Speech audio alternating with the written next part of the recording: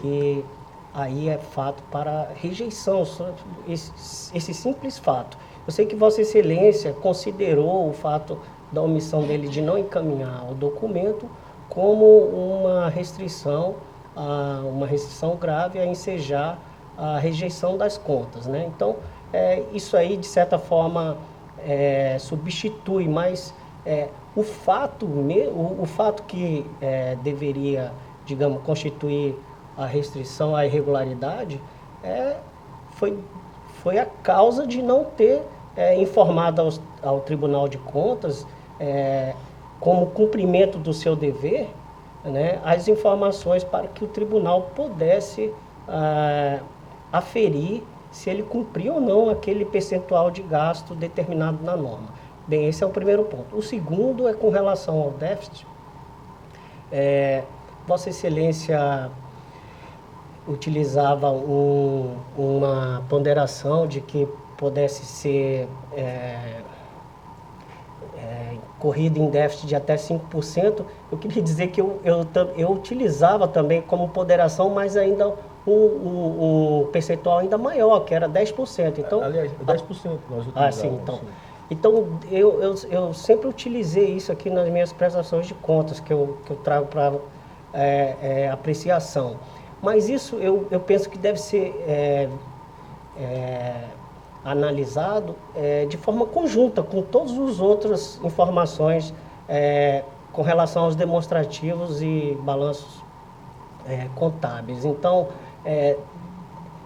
na verdade, a execução orçamentária e financeira que, a partir do déficit incorrido, a gente iria, digamos, fazer algumas ponderações para verificar se realmente aquilo ensejava a rejeição das contas, porque de fato a lei de responsabilidade fiscal ela não tolera mais déficit, né? Embora a lei orçamentária e a lei 4.320/64 ela tem a previsão de que isso possa ocorrer, né? Que a gente encontra às vezes até um déficit já de previsão, né? Algumas gestões, algumas prefeituras trazem assim uma despesa maior do que a arrecadação prevista. Então já de cara já tem isso aí. Então assim, eu acho que essa decisão do Tribunal de Contas de São Paulo, ela está amparada na Lei de Responsabilidade Fiscal, que não tolera mais déficit, mas ocorrendo déficit, eu acho que se esse déficit, no conjunto dos demais demonstrativos, ele não representar um fato muito grave, então eu acho que isso aí deve ser levado em consideração. E o terceiro e último ponto que me chamou a atenção também, que é uma restrição, na verdade eu não considero uma restrição, mas assim um apontamento no parecer do Ministério Público de Contas, que fala da forte dependência de transferências constitucionais pelo município.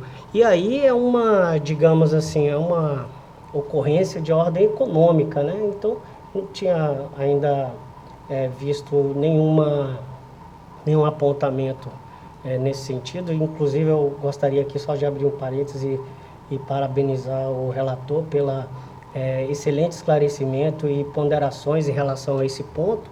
Inclusive, logo quando Vossa Excelência mencionou esse ponto, eu já fiz uma correlação com o dever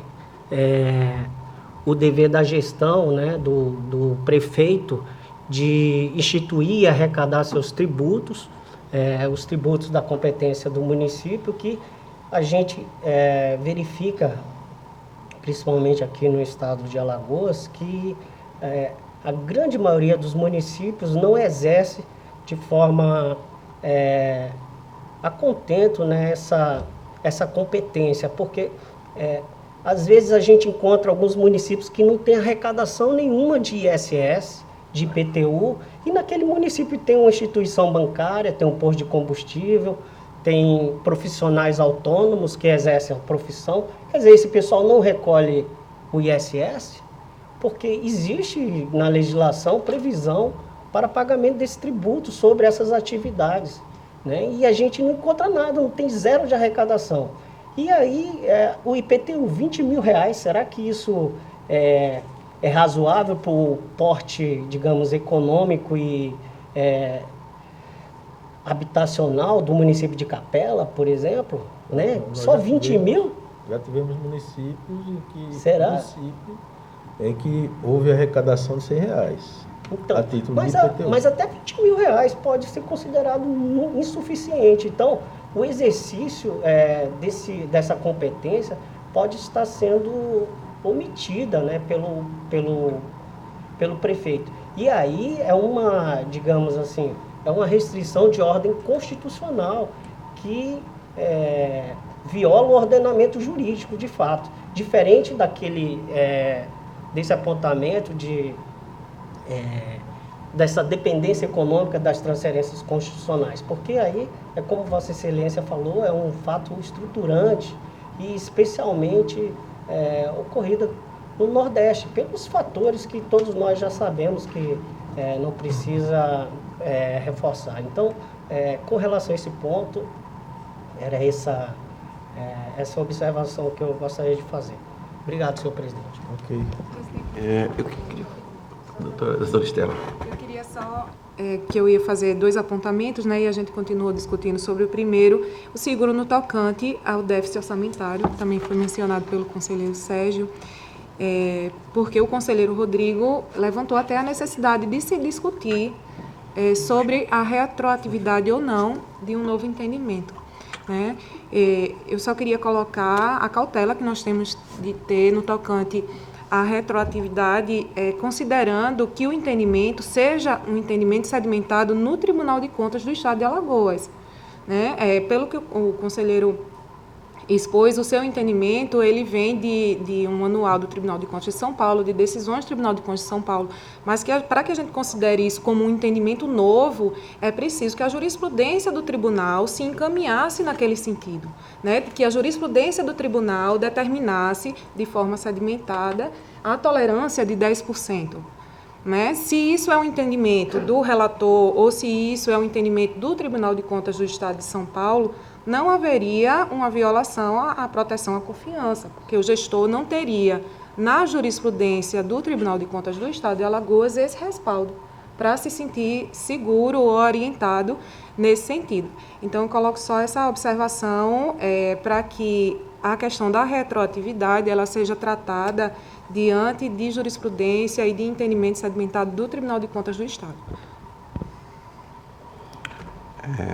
Eu queria fazer algumas observações. É o seguinte, primeiro que a gente possa sair da teoria para a prática, no sentido de que nós, como Tribunal de Contas, além de analisar essas falhas, qualquer uma que seja, a gente tentar ajudar aos municípios como suprir essa necessidade. A realidade é que a gente não tem, dentro da maioria dos municípios, até porque da dependência total do FPM, pelo menos 40% só vive do FPM, se eu não me engano, o percentual, é que a gente possa tentar plantar uma semente da cultura orçamentária ser real, que eles não têm, eles chutam lá e como é que a gente vai fazer?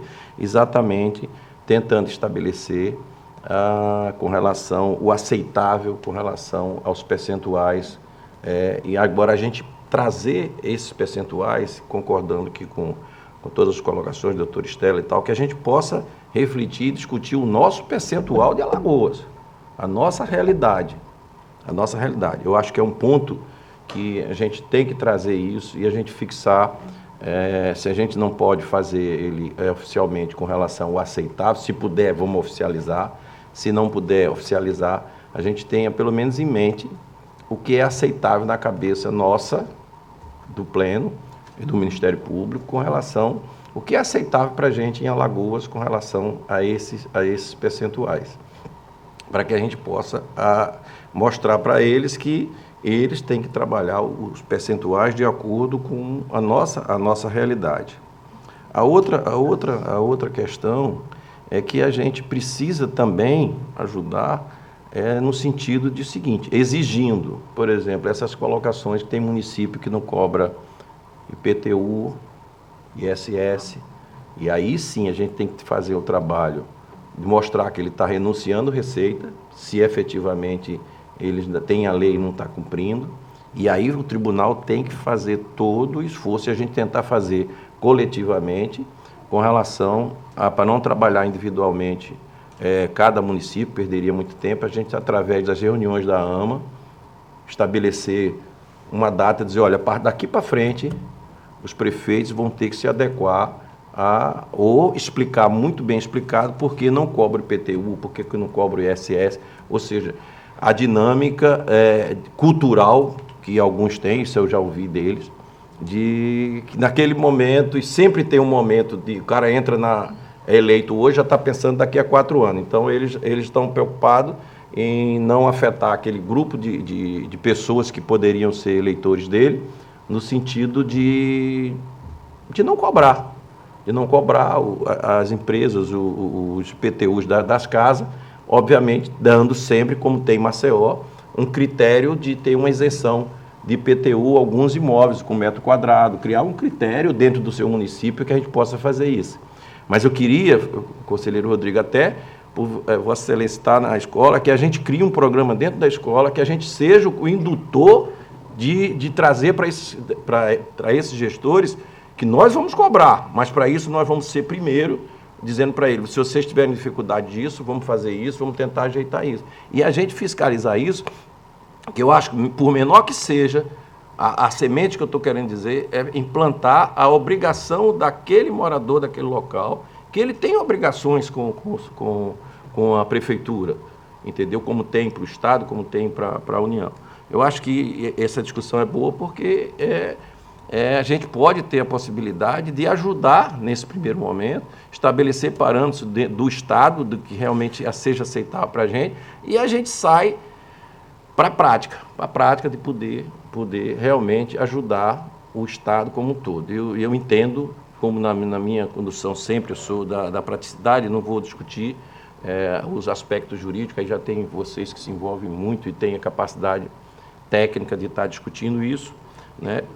E a gente só tem que ajudar com as ideias de praticidade, né? De praticidade.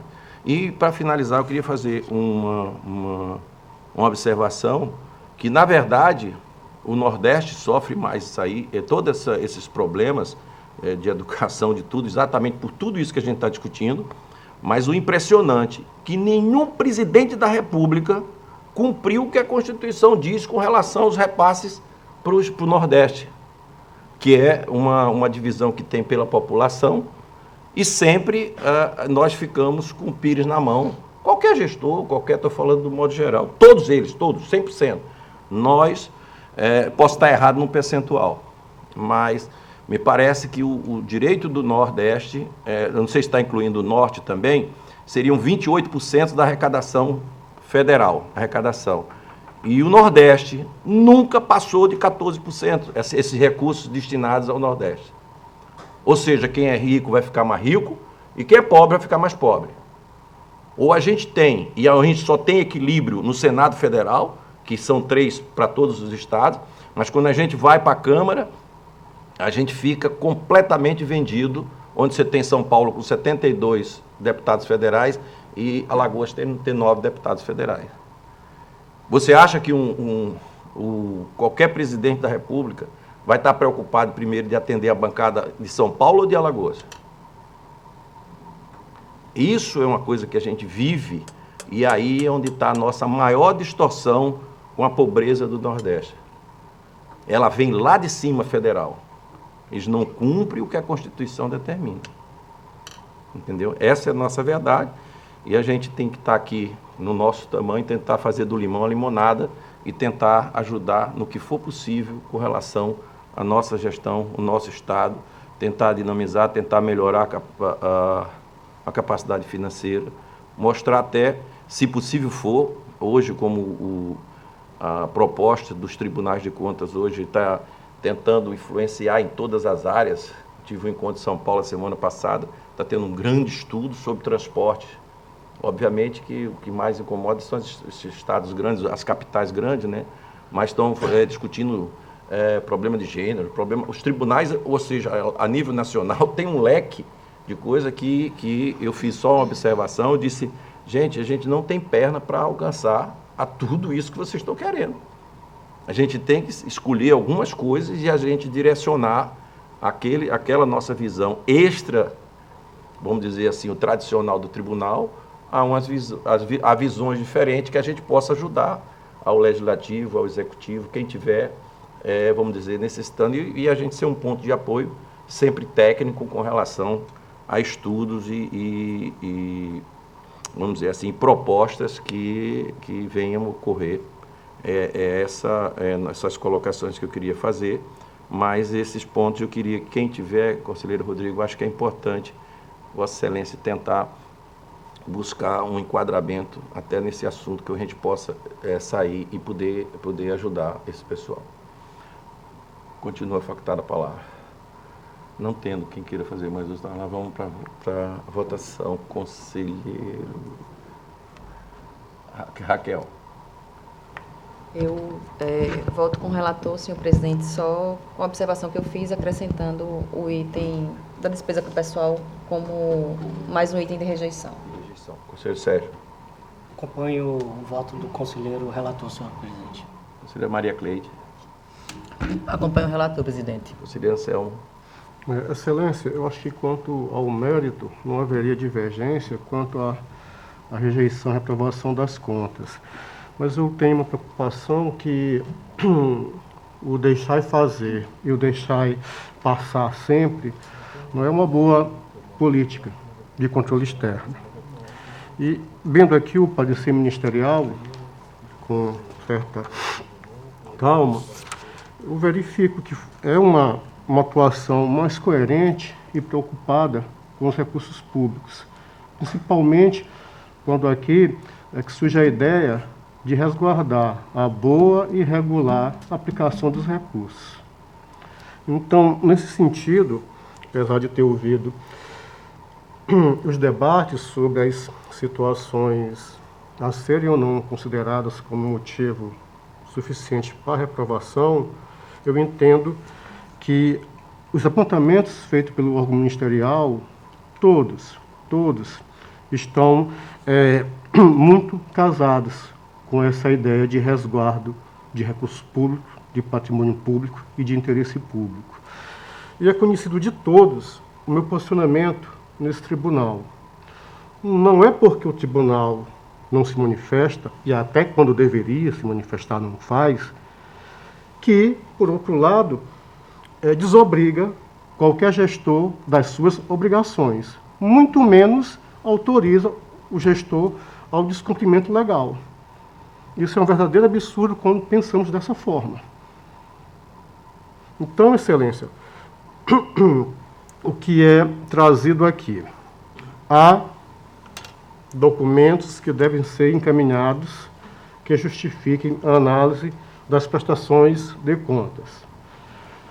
Quando esses documentos não são enviados, ou são enviados de forma incompleta, ou até mais à frente imprestáveis para análise, como eu já também me manifestei a respeito. Na verdade, não há uma prestação de contas. Prestação de contas essa que o próprio gestor tem a obrigação de fazer. Quando não faz, em alguns casos, na maioria dos casos, o tribunal as toma.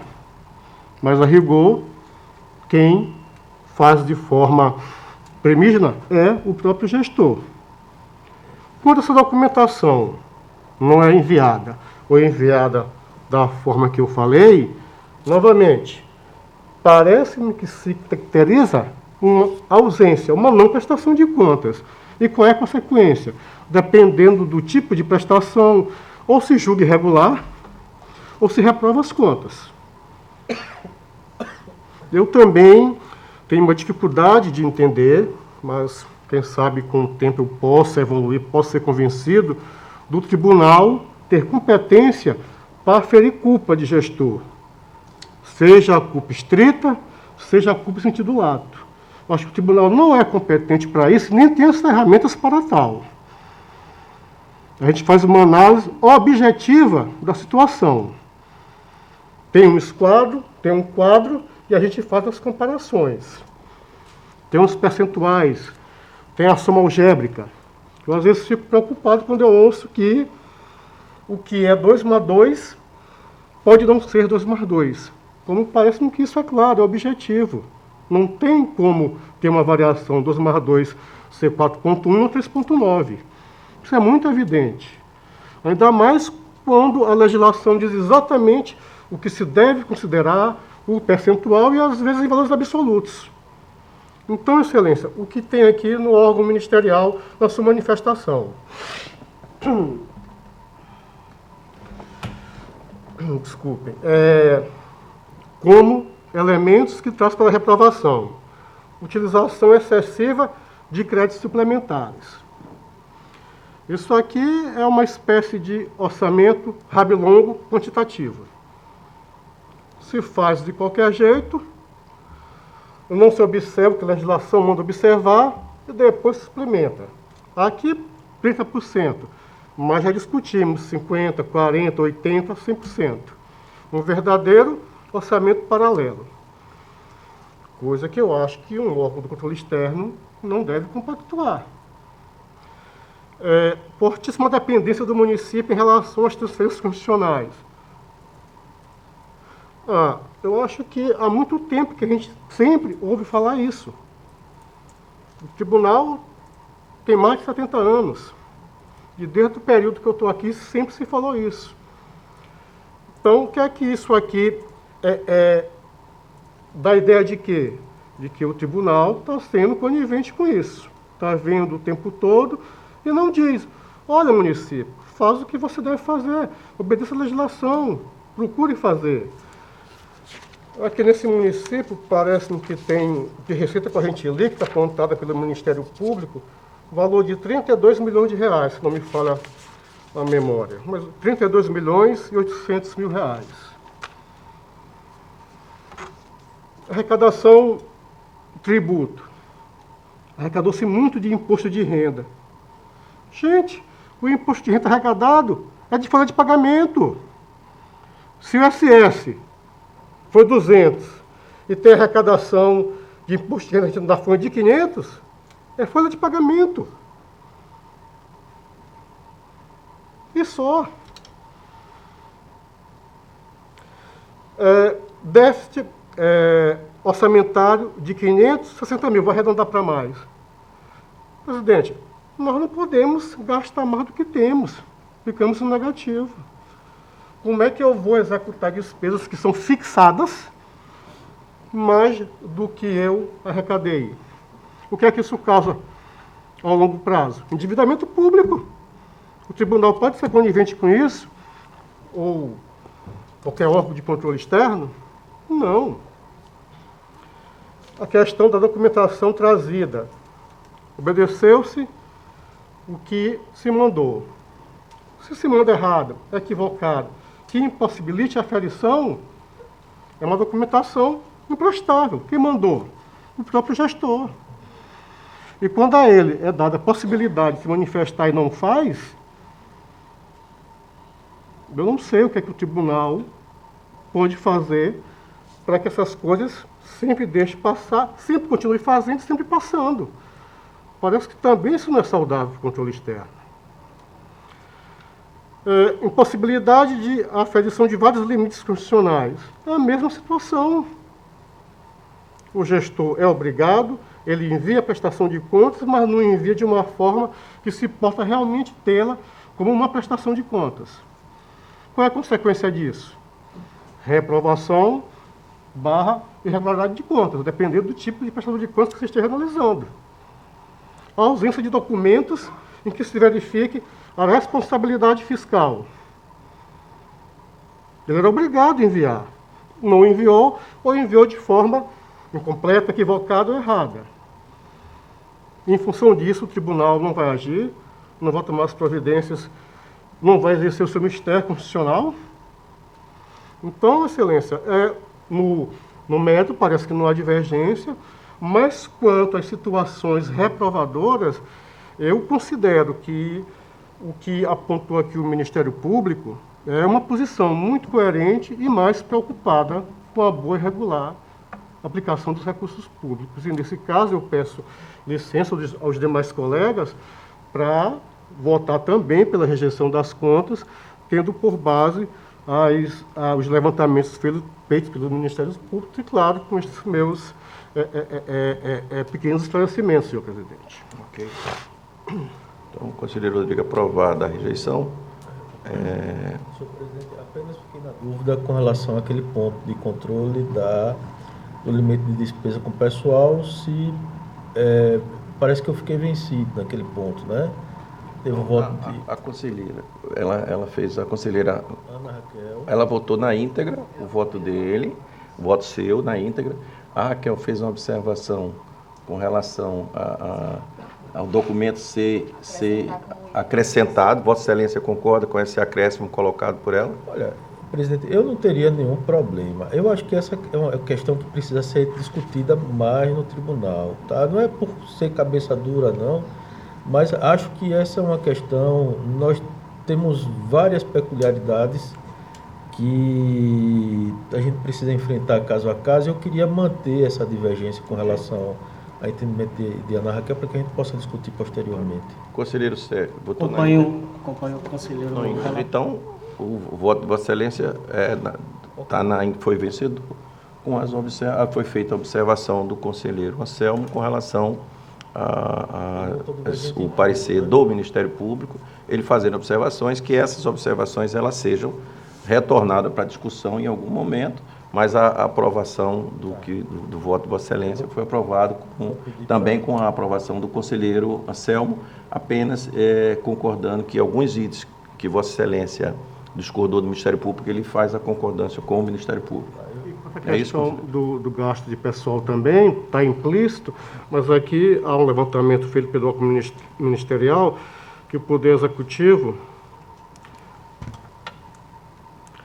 ele incorreu em quase 75% de informação dada pelo próprio gestor. Então, eu não teria como, nesse aspecto, concordar com o relator originário, aí sendo vencido, acho que acredito que junto com a senhora Raquel, nesse aspecto. Foi. Vai ficar registrado. Aí está registrado. Continua com a palavra, conselheiro. Senhor presidente, eu tenho para relatar também o processo TC de número 5190/2010, que se trata de uma devolução no pedido de vista, processo de prestação de contas de governo, pedido de vista, processo de relatoria originária do conselheiro Anselmo Roberto. Trata-se de um processo de prestação de contas de governo do município de Porto Pedras, cujo responsável é o senhor Amaro Guimarães da Rocha Júnior, exercício financeiro 2009, senhor presidente.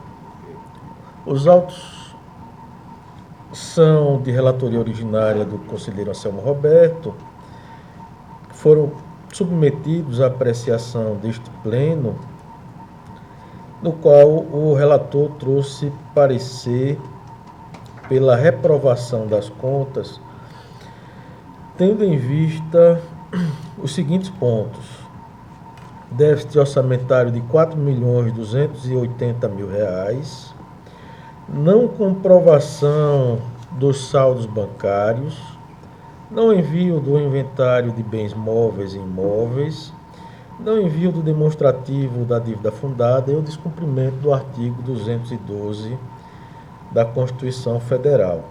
Eu pedi vista dos autos. O Ministério Público vai falar, senhor presidente? Vai passar a palavra para a doutora Estela? É o relatório, senhor presidente. O processo não teve manifestação do Ministério Público de Contas, que é do exercício 2010.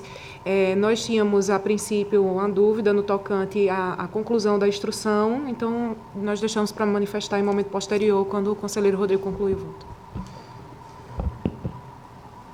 Conselheiro Rodrigo. Senhor presidente, aí naquele voto, o conselheiro Anselmo Roberto mencionou que o gestor havia sido citado e não compareceu aos autos. Aliás, ele teria comparecido aos autos, solicitado prorrogação do prazo para apresentar a defesa e depois teria simplesmente desaparecido, né? Esses foram os argumentos trazidos pelo conselheiro relator na época, né? A gente, após uma análise dos autos, a gente verificou que o relator trouxe o processo para deliberação em plenário. O plenário deliberou pela citação do mesmo para apresentar a defesa. Foi expedido um ofício no ano de 2017 ao gestor, né? Porém, esse gestor, o ofício não foi entregue em mãos próprias, né? Não foi recebido pelo gestor propriamente dito. No momento posterior, compareceu aos autos um advogado de nome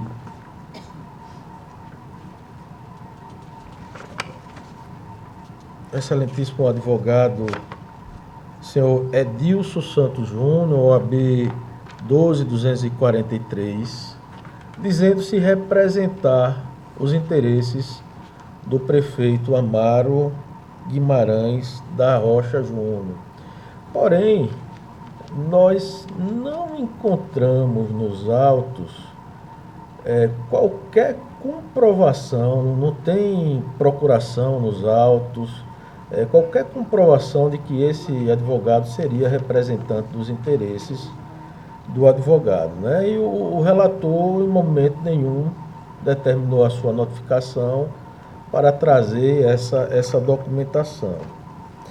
De modo que nós estamos trazendo o voto de uma forma muito simples, senhor presidente, pelo reconhecimento da nulidade da execução do ato de citação, notificação do ex-gestor Amaro Guimarães da Rocha Júnior para apresentar defesa, em razão da correspondência com aviso de recebimento ter sido entregue à pessoa diversa do responsável pelas contas, conforme comprova cabalmente, e aí são elementos objetivos, o documento de folhas 263, contrariando, pois, o normativo desta Corte de Contas, que na época preconizava que essa notificação deveria ser feita em mãos próprias, né?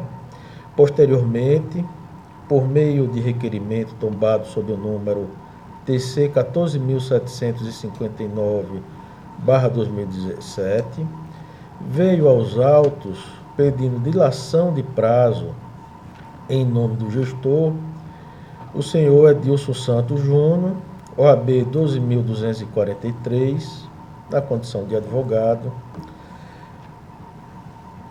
solicitando essa dilação de prazo.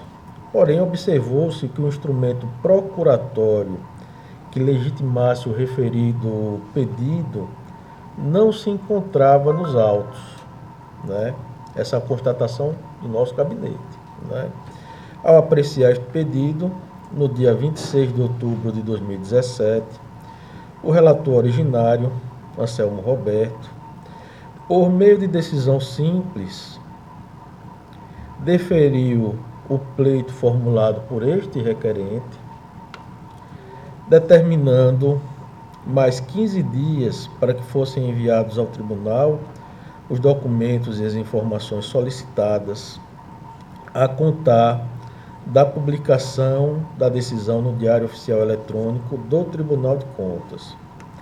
Todavia, ressaltamos mais uma vez, não fora ofertada oportunidade para que o advogado pudesse sanar os autos com posterior juntada da devida procuração válida para o andamento do processo e para garantir que, de fato, ele seria o representante legítimo do ex-gestor, conforme o artigo 76 do Código de Processo Civil de 2015. Portanto, entende-se que este pedido de prorrogação por advogado estranho ao processo, pela ausência de um pressuposto processual válido e regular do processo, não deve ser considerado pois acarretou em novo vício de representação processual, por não poder o advogado atuar em juízo e em nome da parte sem a devida legitimação. Na sequência, senhor presidente, é evidentemente que em razão dessa nulidade processual, que poderia ser sanada, e a gente pode converter o feito em diligência, para sanear o feito, para determinar nova citação. Todavia, ponderando que se trata de processo de contas do ano de 2009,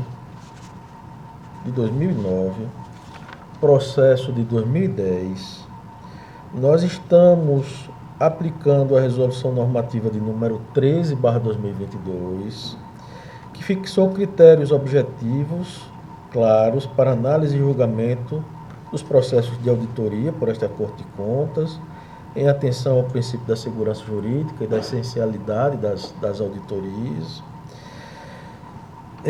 aplicando especificamente o artigo 1º desta resolução, que preconiza, entre aspas, os processos de contas de governo que ingressaram no TCE Alagoas há mais de 5 anos, contados da data da publicação deste normativo, deverão ser prontamente arquivados, salvo os que não necessitem de mais instrução pelas diretorias de fiscalização competentes, os quais deverão ser submetidos ao Ministério Público de Contas antes de serem julgados conforme o estado em que se encontrem, fechem-se aspas. Neste sentido, por se tratar de processo instaurado em 29 de abril de 2010 e se referir a contas de governo de 2009, verifica-se que ocorreu o ingresso dos autos no tribunal há mais de 5 anos, de modo a se tornar desnecessário, portanto, a citação nesse momento para saneamento dos autos do senhor Amaro Guimarães da Rocha Júnior, tornar nulo, estou votando por tornar nulo todos os atos processuais praticados até então, né? Os atos processuais após a execução do ato de citação e por determinar a devolução dos autos ao relator originário para que possa proceder com o arquivamento do feito. É como eu estou votando, senhor presidente.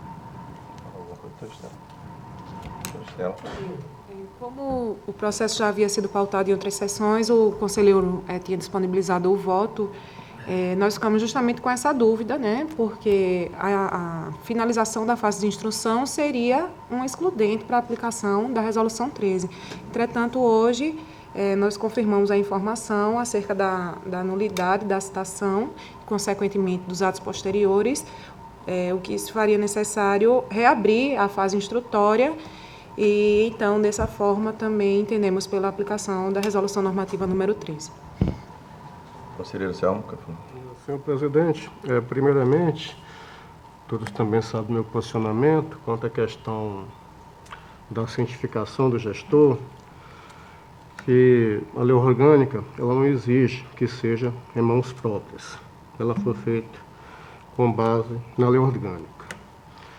Quanto à segunda parte de o advogado ter se intitulado patrono do gestor, evidentemente que para resguardar interesse não é necessário que se apresente a procuração de pronto. Mas, claro, no decorrer do processo, se isso não foi verificado, é necessário que se sane essa irregularidade. No mais, Excelência, entendo que criar prazo prescricional por ato administrativo não parece ser uma posição jurídica mais acertada. Então, Excelência, eu mantenho em toto as minhas manifestações nesse voto.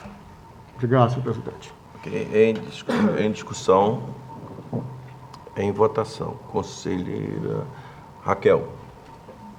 Senhor presidente, considerando os vícios presentes no processo e que para o saneamento desses vícios seria necessário nova citação e novas diligências, e aí o processo já está alcançado pela resolução, eu acompanho o conselheiro Rodrigo. Senhor Sérgio. Senhor presidente, eu acompanho as manifestações do Ministério Público de Contas, as quais eu